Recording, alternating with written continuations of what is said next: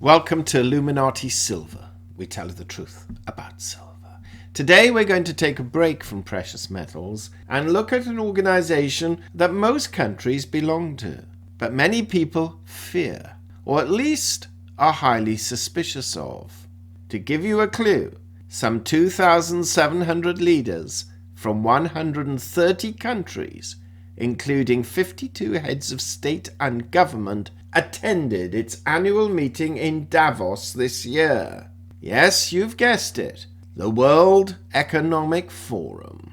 And in this video, we shall briefly look at what it does and why it exists.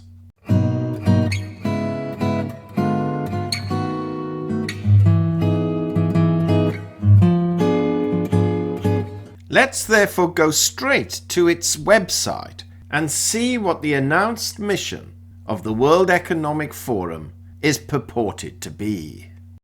The World Economic Forum is the international organization for public-private cooperation. The forum engages the foremost political, business, cultural, and other leaders of society to shape global, regional, and industry agendas. It was established in 1971 as a not-for-profit foundation and is headquartered in Geneva, Switzerland. It is independent, impartial, and not tied to any special interests. The Forum strives in all its efforts to demonstrate entrepreneurship in the global public interest while upholding the highest standards of governance. Moral and intellectual integrity is at the heart of everything it does.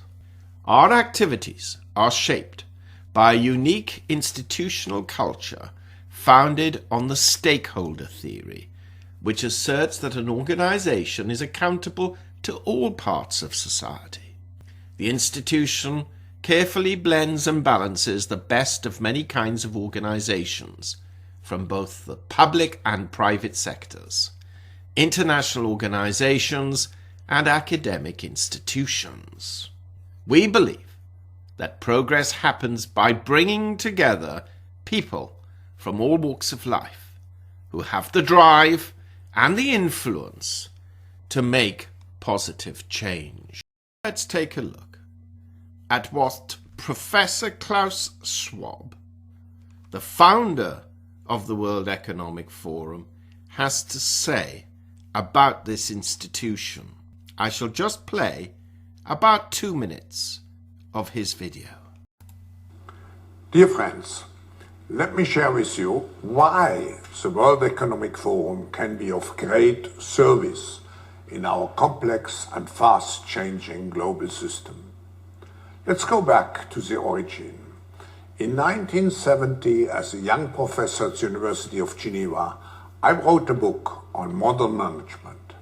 I started writing this book asking myself the crucial question, what is the purpose of a corporation? In the book, I pioneered the stakeholder concept, which was avant-garde at the time, arguing that business should not serve only its shareholders, but all those who have a stake in the destiny of the company, such as employees, society, and the planet. As a consequence, I created the Forum as a not-for-profit foundation, with the idea in mind of a global village where all stakeholders could interact on the most important issues of our time. Over the last 50 years, I have further developed the stakeholder concept into a global business citizenship approach, stating that business, together with governments and civil society, must be an active and responsible stakeholder in addressing global problems. Today, the concept of stakeholder capitalism, as well as the idea that the complex issues in our world can only be solved through public-private cooperation, is finally becoming mainstream. Stakeholder responsibility on a corporate but also on a global level remains the fundamental underlying principle behind everything we are doing. I see four distinct phases in the evolution of the World Economic Forum in the last 50 years. Okay, so we've seen its purported mission and what its founder has had to say. Klaus Schwab has identified four main stages of its development. Let's listen to him, rather than me, stating what those four stages are. I see four distinct phases in the evolution of the World Economic Forum in the last 50 years. In the first phase, after the initial Davos meeting in 1971, we strengthened our convening power, integrating really the top leaders from government, business and civil society. In a second phase, we turned participants of our events into members, laying the foundation for continued interaction and cooperation. And in the third phase, we developed our internal capability to exercise conceptual leadership through initiatives and reports which have now become reference benchmarks around the world in areas such as global competitiveness, global risks, and gender parity. And finally, in the fourth and last phase, we moved from generating stakeholder interaction to enabling joint stakeholder action and achieving collective impact. Whereas in the past, there was a clear distinction between the political, economic, social, technological and ecological aspects of a challenge, today everything is interdependent and interwoven. Therefore, the Forum is the only international organization which looks at all issues in an interconnected way. So, it has aimed to tackle global competitiveness, global risks, and gender parity. Let's now take a quick look at some of those who attended Davos this year, and also who the trustees of this World Economic Forum are. If we take a look at the World Economic Forum annual meeting of this year, 10th of January, the public figures are numerous and distinguished. Just running very quickly down the list, we can see the Governor of the National Bank of Angola, Minister of Finance of Austria, President of the Republic of Azerbaijan.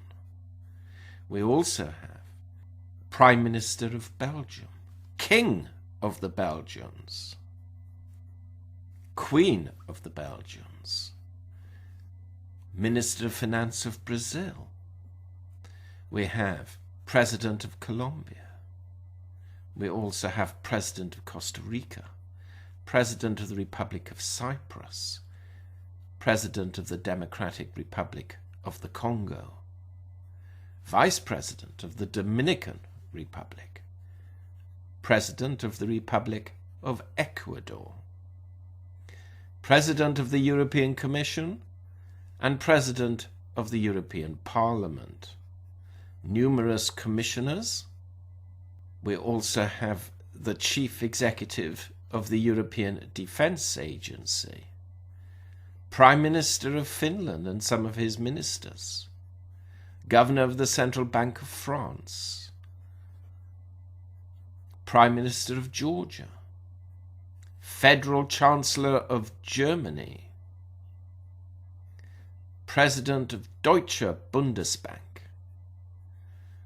There are lots more than the ones I'm mentioning, but I'm just trying to highlight some of the key ones.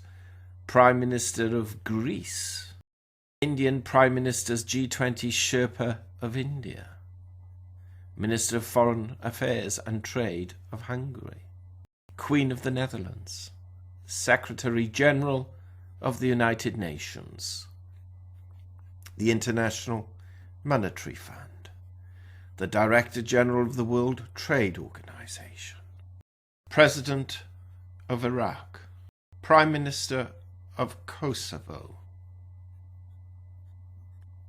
President of Latvia, Prime Minister of Liechtenstein, President of Lithuania, Prime Minister of Luxembourg, President of the Republic of Moldova, Prince of Monaco, Prime Minister of Montenegro, Prime Minister of the Netherlands, President of Poland, Governor of the Central Bank of Portugal, Prime Minister of the Slovak Republic, President of South Africa,